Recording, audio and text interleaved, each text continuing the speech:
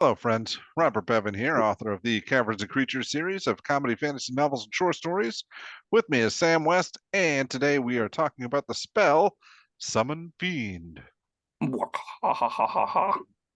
This is like the least evil of the summoning fiend stuff that they got us recently. I really liked the a lot of the you conjure it, you like summon a fiend into the world, and if you don't put it in a circle, it just kind of running around killing people. I love that kind of nonsense. This isn't quite that. This isn't like the Tasha's controlled. You get your actual fiend that you want, but it's still a pretty good spell. This is excellent, as all the Tasha summon spells are. But we'll talk about it in a second. Should I read the description? Yes. First, what are you talking about?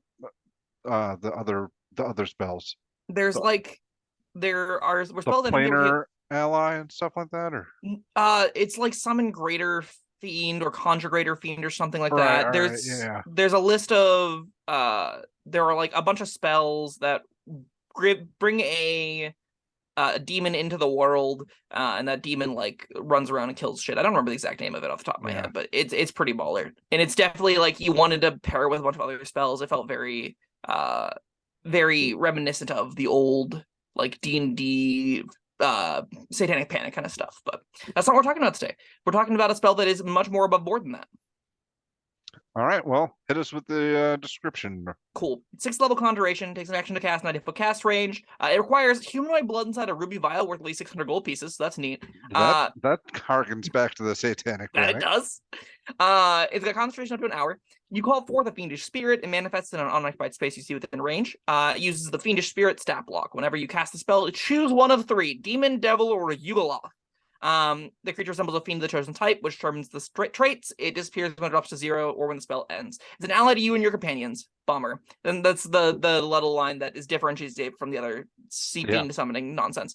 In combat, the creature shares your initiative count, but takes a turn immediately after yours. It obeys your verbal components, verbal commands. No action required by you. If you don't initiate any, it takes dodge action. So like all the summoning effects, at minimum, this is a thing you summon. You tell it what to do, and it does it. No other actions after it's summoned. It's just a free turn you get every single round. You don't need to know what the rest of the stat block is to understand that this is powerful.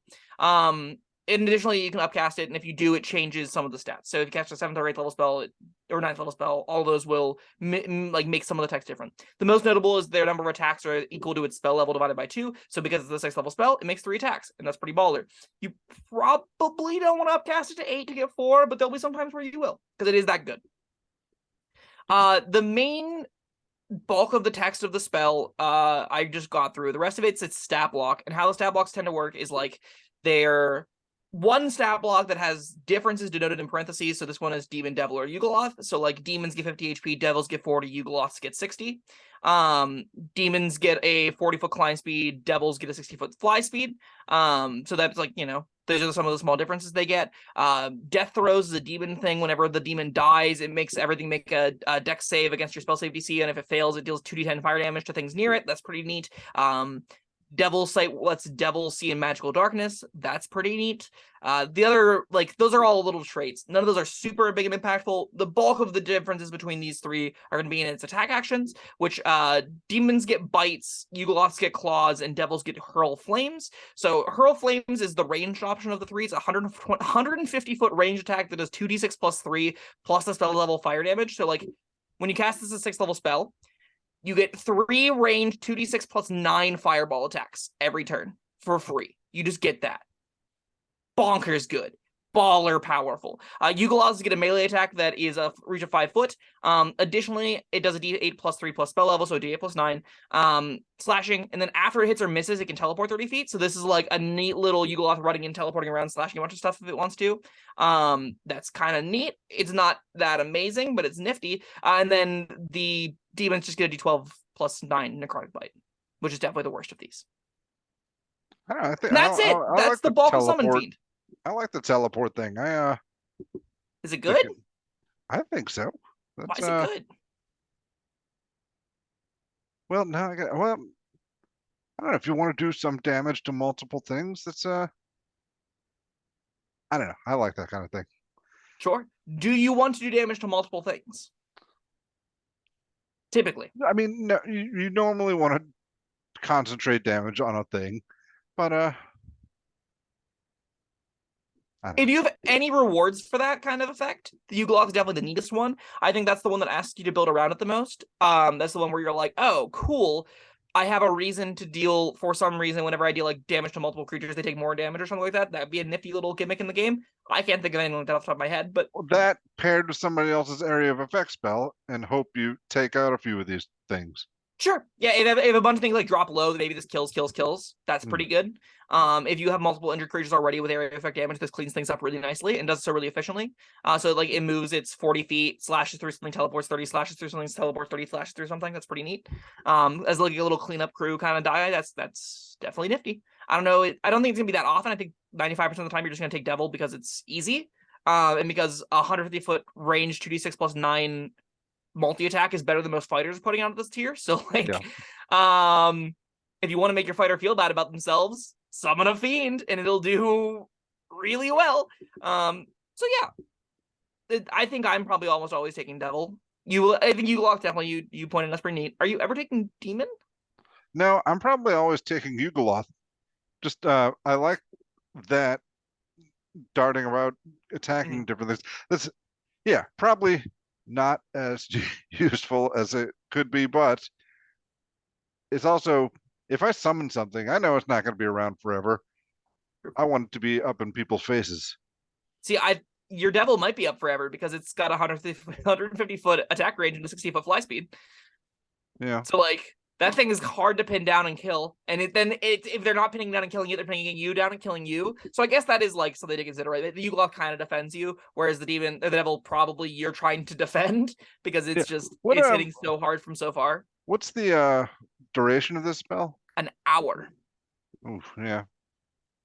Yeah, you Yeah, might this is want to something you not want up just for like send them 2 or 3 out for. encounters. Yeah. I'm still probably taking the Yugoloth, but unwisely. Sure, well, if that's the cool fantasy you want, it definitely is I think it's the coolest thematic. That's not true. I am a sucker for like the gigantic, like brooding fiend in the corner because these things are large. They literally are like large 10-foot wide creatures. I love the idea of like this giant flaming gargoyle in the background, just like vomiting up meteors. I think that's pretty sweet, and that's what the Devil sort of appeals to me in that way.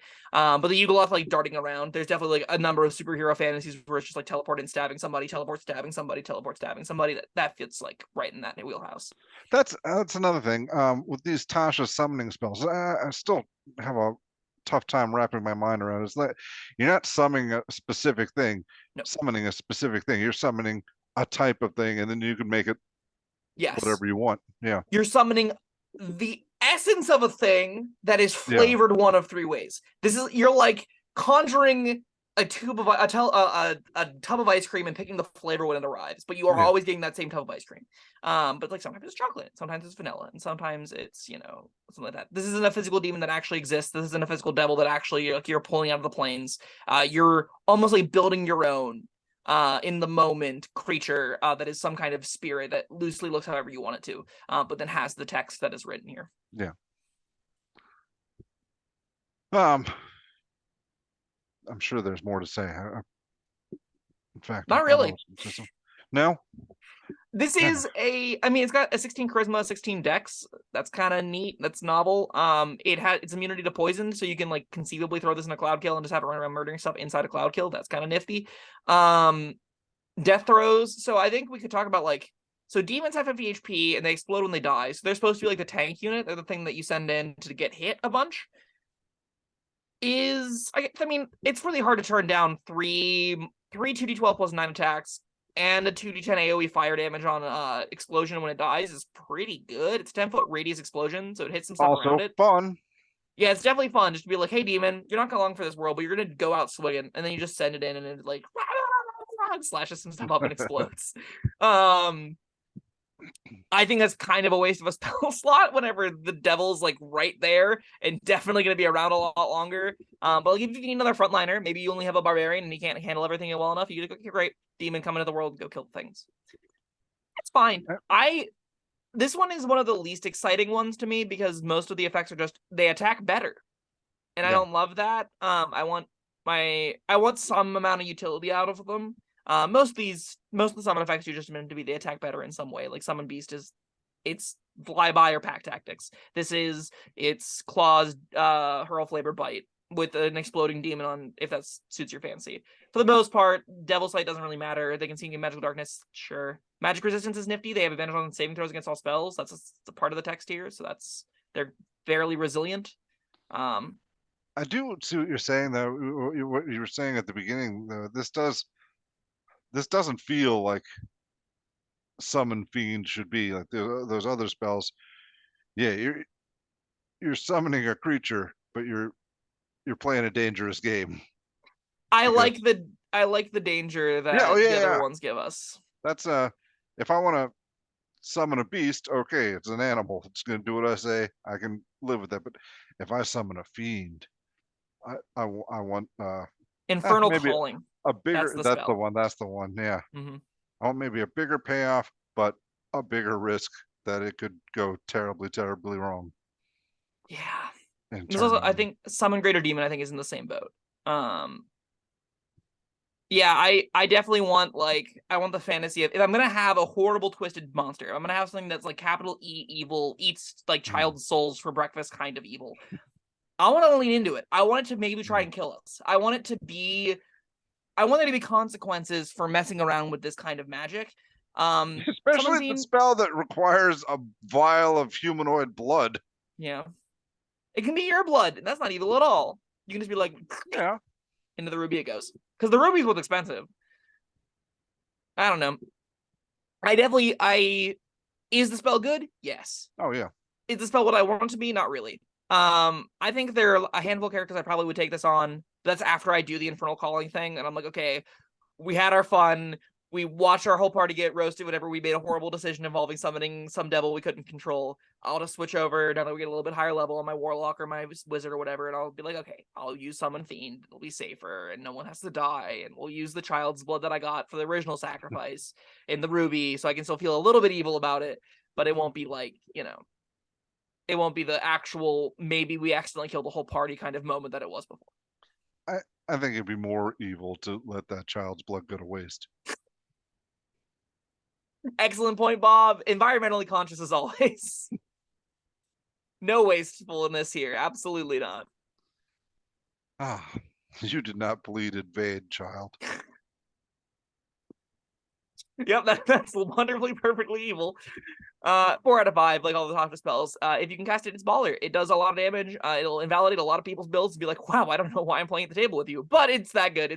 It's really, really busted. A lot of the new like subclasses help the martial class or characters a lot in the upper tiers, but oh boy, is this a powerful spell. Yeah, 4 out of 5 sounds good to me. All right, that was Summon Fiend. Thank you, Sam, and thank you everyone for joining us. Let us know in the comments what you think, and we'll see you next time. Bye-bye. Thank you for watching. If you found this helpful, informative, or entertaining, I'd really appreciate it if you hit the like button below. You needn't smash it. A gentle tap will suffice. If you want to see more videos like this, subscribe to the channel. And make sure you check out the links in the description, where you'll find my Caverns and Creatures series of comedy fantasy novels, Sam's full review of the spell, and other fun things.